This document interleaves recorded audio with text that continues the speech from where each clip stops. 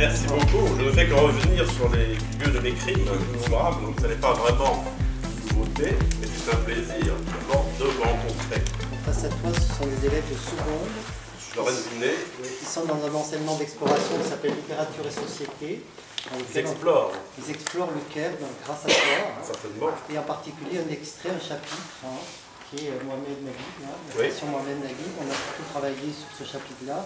Et donc, ils vont te soumettre un certain nombre de questions. Il va y avoir des lectures aussi d'extraits de ton livre. Et puis en deuxième partie, on ira à la radio pour faire une interview. Et on finira par une petite collation. Quel programme. Monsieur Gaziot qui a été professeur de lettres au lycée français pendant 15 ans. À peu près, oui. À peu près 15 ans et qui s'est retiré il y a 4 ans. Voilà, je suis venu rentier il y a 4 ans grâce à la générosité de l'État et j'ai travaillé en module avec les classes de seconde au même endroit. Vous comprendrez mon émotion qui m'empêche presque d'exprimer. Et comme on reste professeur toute sa vie, je voulais, avant que vous me posiez des questions, vous en poser au moins une, car tel était mon rôle, c'est de vous demander la différence que vous faites entre récit de voyage et carnet de voyage. C'est le sous-titre du livre, 7 stations du Caire, carnet de voyage. Quelle différence voyez-vous? Vous ne la voyez pas. Qu'est-ce que vous pouvez me dire comme différence entre un récit de voyage et un carnet de voyage? C'est difficile. Oui. Un récit, c'est quand on rédige à la fin, tandis qu'un carnet, c'est moins modifié. C'est jour à jour. Oui. C'est au jour le jour, tout à fait vrai. Et un récit de voyage, c'est aussi quelque chose qui suit une continuité. On part d'un endroit, on va à un autre endroit, et puis, effectivement, on prend des notes, et ensuite on rédige quelque chose d'exhaustif dans lequel celui qui fait le voyage se met un peu en retrait. Pas complètement, mais en tout cas beaucoup moins que dans un carnet de voyage qui est quelque chose de plus intime, de plus subjectif. Un carnet de voyage, comme vous avez remarqué, c'est des stations un peu dispersées. Alors, il y a des fils rouges qui passent d'une station à l'autre, mais on pourrait les mettre dans n'importe quel ordre. Et il n'y a pas de projet véritablement d'ensemble. Je n'ai pas voulu parler du métro en général et des kérotes en général. C'est 7 stations parmi, je ne sais plus combien il y en a maintenant, 40.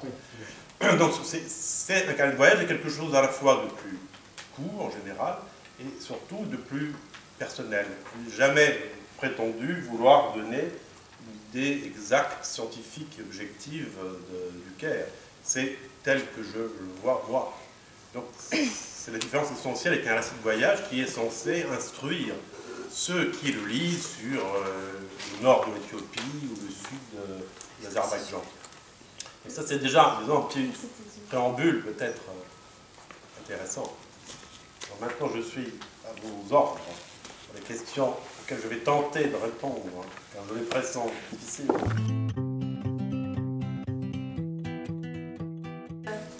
Quel regard les Égyptiens posaient-ils sur vous lorsque vous avez exploré ces quartiers populaires? Vous en avez encore ces étrangers?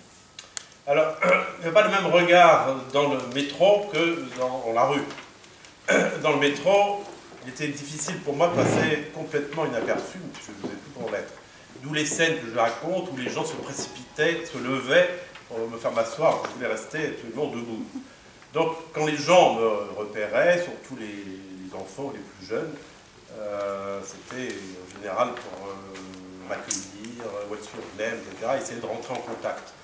Dans la rue, en général, les gens ne me voient pas, parce que contrairement au métro, c'est le métro qui se déplace et moi je reste immobile. Dans la rue, c'est l'inverse. Donc dans la rue, les gens, sauf dans les magasins, les gens ne faisaient pas vraiment attention à moi. Et c'est un mélange à la fois, donc on considère évidemment comme un étranger, c'est ce que je suis, et le fait de pouvoir parler arabe, même si mon arabe est loin d'être parfait, établissait aussi une relation de proximité que n'aurait pas eu, comme dirait Alphonse Allais, un étranger digne de ce nom. Donc je suis un semi-étranger, simplement. Et donc la relation que j'avais avec les gens dans la rue est la même que celle que j'ai quand je vais d'un endroit à l'autre. Quoi qu'il en soit, je regarde toujours ce qui se passe. Une des raisons pour lesquelles je ne me suis jamais ennuyé pendant 30 ans au Caire, c'est qu'il y a toujours quelque chose d'amusant, de surprenant, parfois de tragique, c'est beaucoup plus rare, toujours quelque chose qui retient l'attention et en général qui me divertit, qui m'amuse, qui m'enchante même.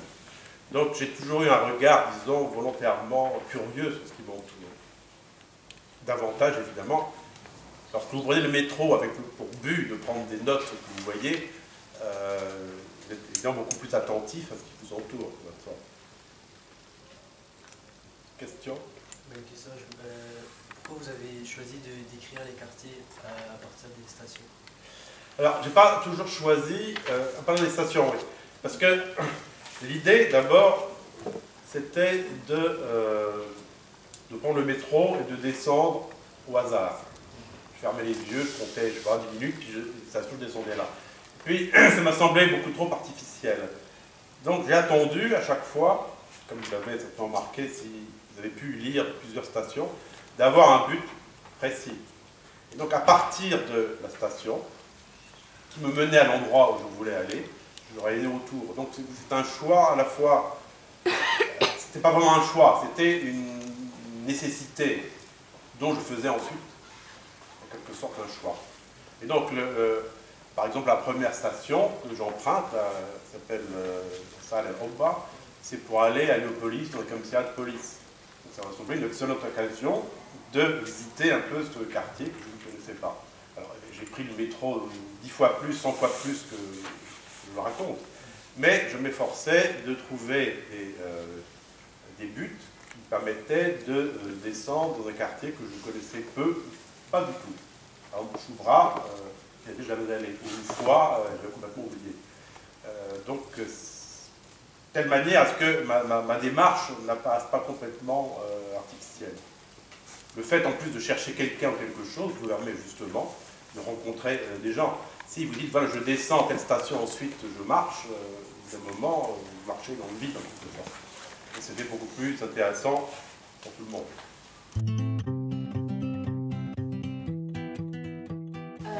Vous avez un regard très critique sur les Égyptiens dans ce livre. Exprimez-vous vraiment votre point de vue? Alors, critique, ça dépend ce que vous appelez critique. J'ai un regard plutôt bienveillant, ce sont des gens que j'aime. Critique parce que j'adopte le même système que les Égyptiens, qui sont eux-mêmes extrêmement critiques vis-à-vis d'eux-mêmes, qui pratiquent ce qu'on appelle l'autodérision. Donc, si vous lisiez la totalité du livre, vous verriez que je rends hommage, justement, et c'est un début de ce livre. Pourquoi l'ai-je écrit? C'est parce que je me sens redevable de tout ce que les Kérotes m'ont apporté. Si je suis là depuis si longtemps, c'est que je suis heureux ici. Si je suis heureux, c'est parce que la population m'a toujours donné quelque chose. Et donc, ce regard critique n'est qu'une façon ironique de voir les défauts qu'ont toute population. Comme les Égyptiens eux-mêmes, qui ont un sens de l'autodérision qui m'a toujours d'ailleurs séduit. Les Égyptiens aiment se moquer d'eux-mêmes, et c'est le seul peuple que je connaisse, que j'ai vécu dans d'autres pays avant, qui est cet art de l'autodérision.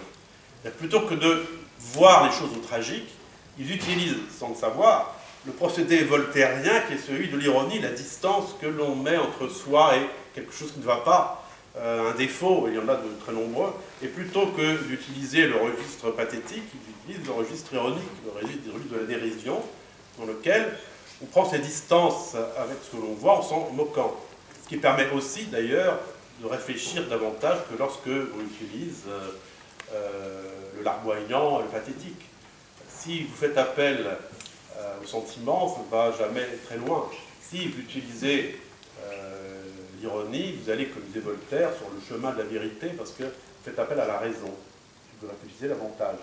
Donc, je me suis... C'est vrai que c'est une tendance naturelle chez moi, l'ironie, mais elle a été, en quelque sorte, magnifiée par le fait que je baigne dans l'ironie perpétuelle, ici. Et que, après avoir enseigné au Maroc, à Madagascar et au Congo, très peu de temps, je suis resté dans le système égyptien d'abord, puis dans le lycée français, parce que je m'entendais spontanément avec les élèves égyptiens qui eux-mêmes manient énormément l'ironie. Donc c'est une façon de voir les choses qui est la mienne et qui correspond aussi à la façon dont les gens eux-mêmes ici voient leur quotidien, leur sort, y compris leurs malheurs, leurs problèmes et parfois même leurs souffrances. Certains élèves ont lu Mendiants et orgueilleux, il y en a 3 dans le cours. Voilà.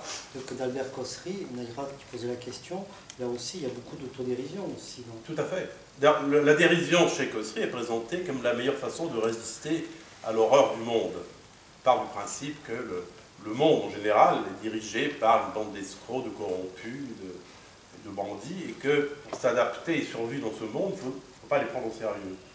Et que la meilleure façon de vivre, c'est justement d'utiliser la dérision, qui est une façon de lutter aussi beaucoup plus efficace, et une façon de vivre, de rendre vivable ce qui est invivable. Et Berkesri est égyptien, et ses personnages, si vous lisez les dialogues en particulier de ses premières œuvres, qui s'appellent Les Fainéants dans la Vertile, et puis les toutes premières, vous verrez que les personnages du peuple utilisent eux-mêmes la dérision alors qu'ils vivent, comme dans La Maison de la Mort Certaine, dans une misère atroce. Et c'est un tour d'esprit qui est propre à la population aussi. C'est un trait de génie, même du génie égyptien au sens large du terme. Et que je l'ai rencontré nulle part ailleurs. Ça existe peut-être, mais dans des pays où je ne connais pas. Monsieur Agrégnier nous a dit que vous étiez en France il n'y a pas très longtemps. Est-ce toujours difficile de s'adapter, d'alterner entre ces deux milieux, donc la société française qui est libérale et la société égyptienne qui est très conservatrice? Oui. Il faut bien dire que quand vous rentrez en France, je ne dis pas que c'est comme si vous n'avez jamais quitté le pays, mais vous avez des choses qui vous reviennent immédiatement. Et en même temps, et c'est vrai qu'il y a des choses que je comprends de moins en moins. C'est-à-dire que ça fait... j'ai quitté la France très tôt, quand j'avais 24 ans. Parce que c'était à la fois pour faire, à l'époque, on pouvait faire service militaire en tant que professeur, aussi parce que c'était mon but, c'est toujours été mon but, qui est de vivre ailleurs. Donc, la France me semble un peu lointaine. Et quant à la liberté que l'on a et qu'on n'a pas ici, le fait d'être étranger ici me garantit à moi une certaine forme de liberté que les Égyptiens n'ont pas. Donc j'ai ce privilège d'être ici un marginal, alors qu'en France, je ressemble à tout le monde. Une des raisons pour lesquelles j'aime vivre à l'étranger, j'ai toujours aimé le faire depuis donc 40 ans, même plus, c'est parce que j'aime me sentir étranger. J'aime être en marge. Et donc, je suis ici, je me sens chez moi en Égypte, et je ne suis pas chez moi, je ne suis pas, merci, je ne fais pas partie des gens que je croise, que je rencontre, que je comprends, mais pas complètement. C'est cette situation privilégiée qui fait que je me sens heureux, de façon générale, dans un pays qui n'est pas le mien. Et quand je rentre en France, et même en Bretagne, qui est le pays d'où je viens, je suis heureux de retrouver des choses, mais en même temps, je m'ennuie vite, disons, parce que je sors dans la rue, et même si les jeunes, par exemple, commencent à m'échapper un peu, la façon de parler et de raisonner, je me vois moi, en des milliers d'exemplaires. Donc ça ne m'intéresse pas du tout. Voilà pourquoi, dès que je suis en France, je retrouve certaines habitudes, mais au bout de 2 mois, j'ai qu'une envie, c'est de rentrer. Est-ce que vous avez peur de la réaction des lecteurs? Par exemple, qu'ils ne comprennent pas votre ironie et qu'ils pensent que vous aimez au contraire, je veux dire que vous haïssez au contraire l'Égypte? Écoutez, j'ai rencontré des élèves à Alexandrie dans une école qui s'appelle Sainte-Jeanne-Antide, qui est une école de langue française, mais une école égyptienne. Les élèves sont toutes égyptiennes. Aucune, bon, elles n'ont lu que des extraits, mais aucune n'a fait le contresens de prendre au pied de la lettre ce que j'ai dit. Donc toutes, y compris l'ironie du propos. Aucune n'a été surprise et aucune n'a pris les choses de travers. Donc, c'est vrai qu'il y a ce risque, mais pas de la part d'Égyptiens, je ne crois pas, sauf peut-être de certaines catégories sociales qui sont plus susceptibles, plus ombrageuses et plus nationalistes. Mais pour avoir entendu des choses bien pires, des moqueries bien plus acides de la part d'Égyptiens du peuple sur l'Égypte en général, ce que j'ai fait n'est pas grand-chose. Donc c'est vrai que je ne souhaiterais pas qu'il soit traduit en arabe. Parce que c'est vrai que par contre, l'ironie sur les comportements religieux, ça peut être mal interprété, on va dire. Donc je préfère que ça reste comme ça. D'ailleurs, Berkesri, que vous avez lu, n'a jamais écrit qu'en français. Et déjà à l'époque, donc dans les années 40, en Égypte, il y avait évidemment une censure. Et quand ces premières nouvelles qui s'appelaient Les Hommes oubliés de Dieu ont été publiées en français, il a eu, donc à l'époque, il y avait des centaines de milliers de lecteurs en français en Égypte. eu un certain succès. Dès que ces nouvelles ont été traduites en arabe, elles ont été censurées, elles par la censure. Donc le français me protège. C'est-à-dire que malgré tout, si je suis sûr qu'un lecteur égyptien francophone comprendra le propos, parce que lui-même, de façon quasi génétique, manie l'ironie, je préférerais que ne soit pas traduit. À qui est destiné? Il est destiné à tous les gens, d'abord, qui m'ont demandé au bout de 20 ans pourquoi je n'écrivais pas un livre sur l'Égypte, et à tous les gens qui me demandent mais qu'est-ce qui te plaît, c'est pour que tu restes là. Donc ça, c'est les premiers destinataires. Et il est destiné, à ça c'est de façon purement, on va dire, théorique, parce qu'ils ne le liront jamais, à ces milliers de personnes qui m'ont rendu ici la vie heureuse. Voilà, tous ces Égyptiens que j'ai rencontrés dans le métro, dans la rue, du sud au nord. C'est une sorte d'hommage que je leur rends. Évidemment, ils s'en fichent complètement parce qu'ils ne le liront jamais. Mais en tout cas, moi, comment dirais-je, je cite quelques personnages que j'ai rencontrés, mais il y en a des centaines d'autres. J'ai eu l'impression d'accomplir un devoir, mais un devoir tout à fait plaisant à mener à bien. Mais c'était une dette que j'avais, voilà, vis-à-vis de ce peuple que j'ai rencontré et qui a transformé ma vie. Parce que rien ne me retient ici, je pourrais très bien aller m'installer, je ne sais pas où, au Cambodge ou au Nicaragua. Donc si je reste là, c'est parce que je m'y sens toujours Tu es un peu modeste aussi, parce que tu as écrit quand même d'autres livres sur l'Égypte. Oui, c'est vrai. N'est-ce pas? Mais qui ne parlent pas vraiment, sauf la Sirène du Caire, oui. Oui, qui ne parle pas vraiment d'Égyptiens, mais c'est vrai, la Sirène du Caire aussi en parle de toute façon, comment dirais-je, romanesque. Même si le personnage est réel, les 2 tiers sont inventés. Alors que là, rien de ce que je raconte, je n'ai rien inventé. Tout est vrai. Parfois, j'ai transposé les petites choses comme ça, mais je n'ai absolument rien inventé, ni dans les propos qu'on m'a tenus, ni dans l'attitude qu'on a eue, ni dans ce que j'ai vu et dit. Oui. Quel message voulez-vous transmettre ou qu'on retienne à travers ce livre? Alors, je ne transmets aucun message, parce que c'est un livre, j'allais dire, léger. C'est un livre qui montre justement quel est le plaisir que moi, j'ai eu à vivre au Caire. Donc, le seul message que je peux transmettre, c'est prenez le métro.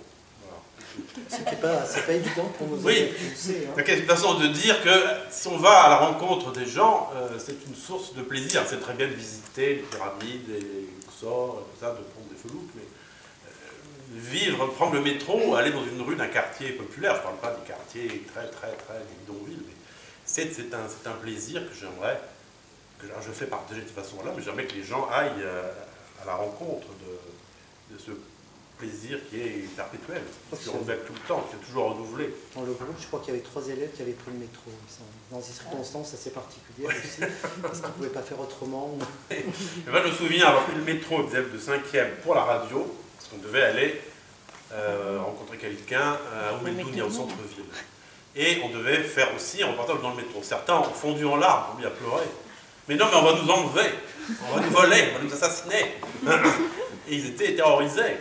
Donc, quand ils ont fait les petits comptes rendus de voyage, on a tout aimé sauf le métro, c'était horrible.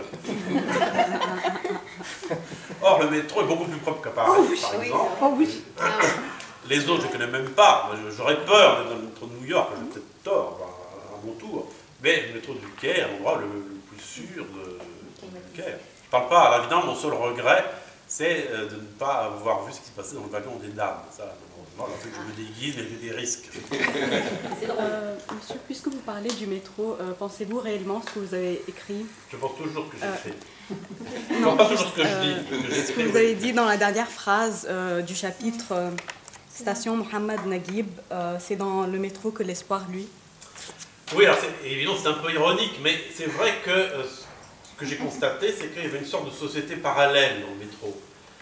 Et je me suis posé la question, alors, comme je ne suis pas sociologue, que je ne travaille pas pour le CNRS ou même le CEDES, je n'avais pas développé le point de vue pour ne pas ennuyer justement mes lecteurs, mais pourquoi est-ce que les jeunes en particulier avaient un comportement plus libre dans le métro que dans la rue?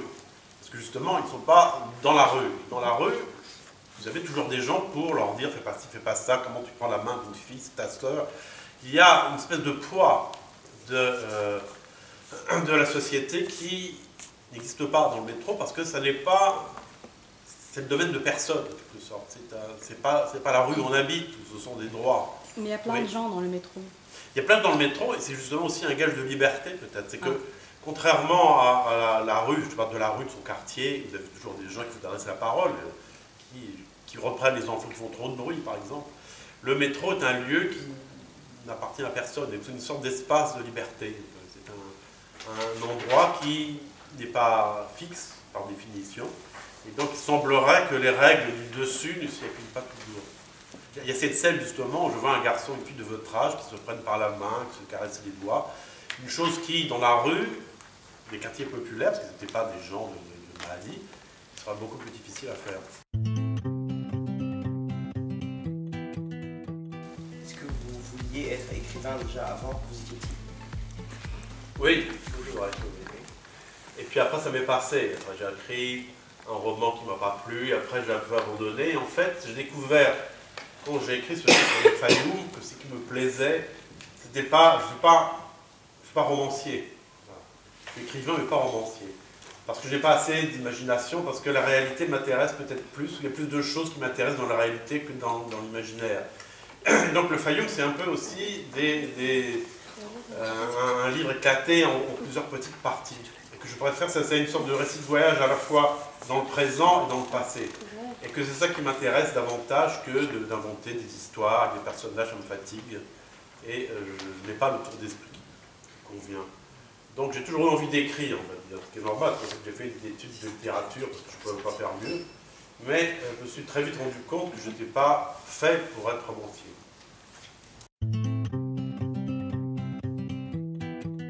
Sur la station d'Agib. Oui. La station d'Agib est-elle vaste et profonde comme une nécropole? Peint de vert orange, souligné de carreaux jaunes, par un génie audacieux et de la couleur, un grand espace violemment éclairé donne accès à des escaliers roulants. Plutôt pionnier dans le domaine de l'ascenseur, le Caire est resté très longtemps attardé sur le terrain de l'escalator. Beaucoup d'usagers, cela se remarque immédiatement, conservent une grande méfiance pour ces engins aux marches traîtresses qui se dérobent sous les pieds. En 3 minutes, j'assiste à quelques numéros révélateurs et réjouissants pour un esprit peu charitable. Il y a d'abord le monsieur pressé qui se précipite pour descendre par l'escalier qui monte avant de bondir en arrière, terrorisé. Lui succède une dame corpulente, portant des tasses lunettes et 5 ou 6 sacs, hésitant à se livrer à ces marches animées d'une vie sournoise. J'ai un peu peur, avoue-t-elle à un homme d'âge vénérable, à qui elle confie d'autorité son chargement avant de s'attaquer à lui.